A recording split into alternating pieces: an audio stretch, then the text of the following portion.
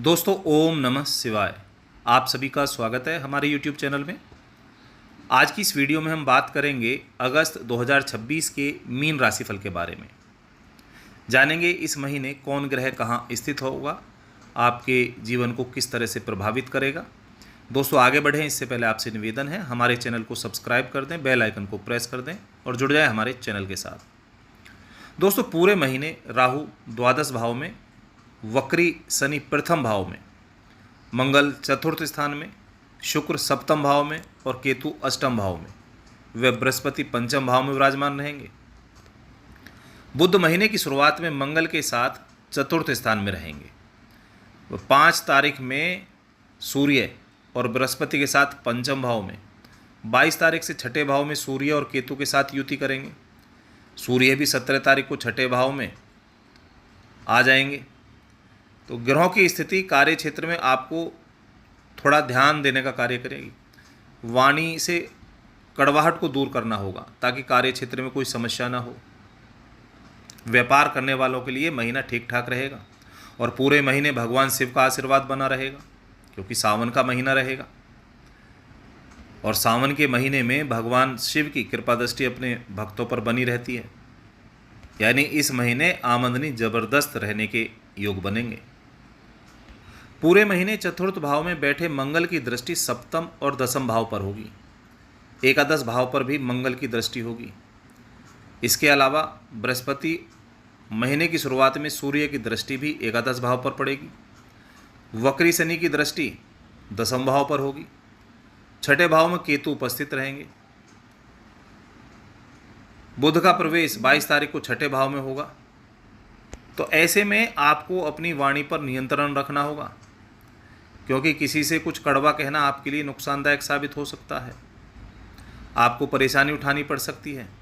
कार्य क्षेत्र में काम का दबाव आपके ऊपर होगा, बहुत ज़्यादा मेहनत करनी पड़ेगी। हालांकि यदि आप अपने व्यवहार को संतुलित रखते हैं तो भरपूर मेहनत करते हैं तो महीने के उत्तरार्ध में आपको उसका अच्छा फल प्राप्त होगा। तरक्की मिलने के योग बनेंगे। वरिष्ठ अधिकारी आपके कार्य से प्रभावित होंगे, आपसे खुश नजर आएंगे। उनकी नज़रों में आपका काम आएगा। व्यापार करने वाले लोगों के लिए यह महीना अच्छा रहेगा। व्यापार में उन्नति के योग बनेंगे। साझेदारी के काम में और अपने संबंधों पर ध्यान देना होगा जिससे व्यापार बढ़ेगा। बात करें आर्थिक स्थिति की तो आर्थिक स्थिति अच्छी रहेगी, अच्छी सफलता लेकर यह समय आएगा। राहु महाराज पूरे महीने द्वादश भाव में विराजमान रहेंगे। आपके खर्चों में किसी भी तरह की कमी नहीं आने देंगे। आप व्यर्थ के खर्च करेंगे जिसे फिजूल खर्च के नाम से जाना जाता है। यह आपकी जेब पर लगातार भारी पड़ेंगे, आपको परेशानी में डालते रहेंगे। लेकिन अच्छी बात यह है कि मंगल महाराज चौथे भाव में बैठकर दसम और एकादश भाव को पूरे महीने देखेंगे जिससे आपकी आमदनी में कई गुना बढ़ोतरी होगी। केवल इतना ही नहीं, महीने की शुरुआत में सूर्य और गुरु भी पंचम भाव में बैठकर एकादश भाव को देखेंगे और 5 तारीख से 17 तारीख तक बुध भी एकादश भाव को देखकर आपकी आमदनी को बढ़ाने का कार्य करेंगे। यानी कि ग्रहों की स्थिति ऐसी होगी कि आपके लिए धनागमन के स्रोत खुलते जाएंगे। अच्छी बचत करेंगे। एक से ज़्यादा माध्यमों से धन प्राप्ति करने के योग बनेंगे। 17 को सूर्य और 22 को बुध के छठे भाव में जाने से खर्चों में तेजी आएगी। आमदनी में थोड़ी कमी महसूस होगी, लेकिन गुरु महाराज जब तक उदित अवस्था में आ चुके होंगे जो लगातार आपकी आमदनी को बनाए रखेंगे। तो गुरु की कृपा से आपकी आमदनी बढ़ेगी, आर्थिक स्थिति मजबूत होगी। आपके खर्च कुछ ऐसे कार्यों पर भी होंगे जैसे कोई भूमि भवन खरीदना, वाहन खरीदना, तो जो आपको सुख सुविधाओं से संबंधित होंगे। तो ऐसे में आपकी आर्थिक स्थिति इस महीने ठीक ठाक रहेगी। सरकारी क्षेत्र के शेयर खरीदने से आपको लाभ की प्राप्ति होगी। आने वाला महीना आपकी संपत्ति में, आपके धन में अच्छी खासी वृद्धि करेगा। आपकी शोहरत, आपका रुतबा बढ़ेगा।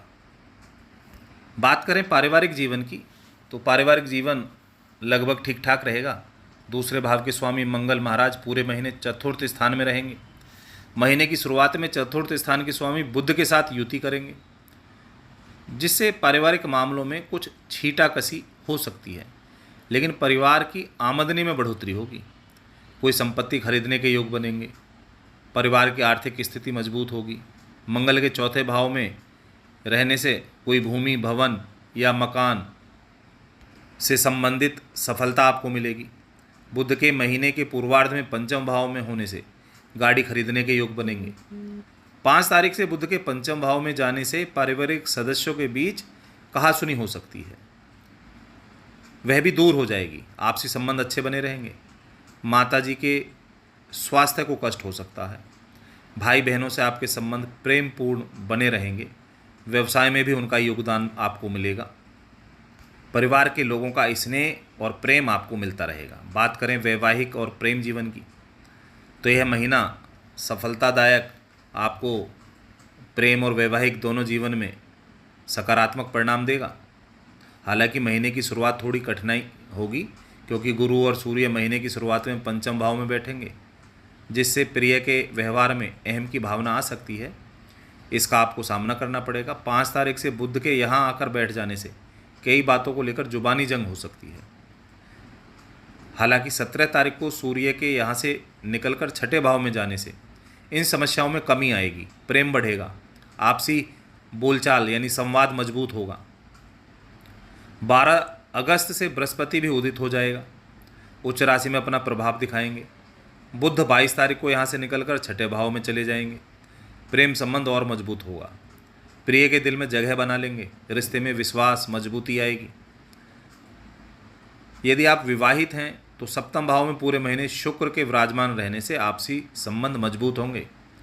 जीवन साथी से प्रेम का एहसास होगा। वक्री शनि की दृष्टि सप्तम भाव पर होने से कुछ बातों को लेकर कहासुनी हो सकती है, तो ऐसे में अपनी वाणी पर संयम रखना होगा। एक दूसरे को समझना होगा। बात करें स्वास्थ्य की, तो आपकी राशि में पूरे महीने वक्री शनि विराजमान होंगे। यदि आप अनुशासन में रहकर अपना जीवन यापन करेंगे और अपनी एक नियमित दिनचर्या बनाएंगे तो आपका स्वास्थ्य अच्छा बना रहेगा। अन्यथा आपको चुनौतियों का सामना भी करना पड़ सकता है। राहु पूरे महीने द्वादश भाव और केतु पूरे महीने छठे भाव में रहकर स्वास्थ्य समस्याएं बढ़ाएंगे। आँखों से जुड़ी समस्या हो सकती है। इसके अतिरिक्त महीने की शुरुआत में सूर्य और बृहस्पति तथा 5 तारीख से बुध के भी पंचम भाव पर प्रभाव डालने के कारण मुख्य रूप से पंचम और षष्ठ भाव का प्रभावित होना शारीरिक समस्याओं को बढ़ाएगा। पेट, आँख से संबंधित समस्याएं हो सकती हैं। हल्का भोजन लें। गर्म तासीर का भोजन करने से बचें। ऐसा करने से पेट पर अतिरिक्त दबाव कम होगा। स्वास्थ्य अच्छा होगा। 17 तारीख से सूर्य के छठे भाव में जाने से कुछ हद तक आरोग्य में सुधार के योग बनेंगे और आपको स्वयं पर ध्यान देते हुए व्यायाम और प्राणायाम से लाभ की प्राप्ति होगी। पूरे महीने सोमवार के दिन श्री शंकर भगवान जी का रुद्राभिषेक करें। मंगलवार के दिन हनुमान जी की उपासना करें। उन्हें मीठा पान अर्पित करें। गुरुवार के दिन मस्तक पर केसर का तिलक लगाएं तो आपकी परेशानियां कम होंगी और गुरु बृहस्पति की और भगवान शिव की कृपा दृष्टि से आपको सफलता प्राप्त होगी। तो दोस्तों, ऐसी जानकारी लेने के लिए हमारे चैनल से जुड़े रहें। चैनल को लाइक, शेयर और सब्सक्राइब जरूर करें। दोस्तों, जय माता दी।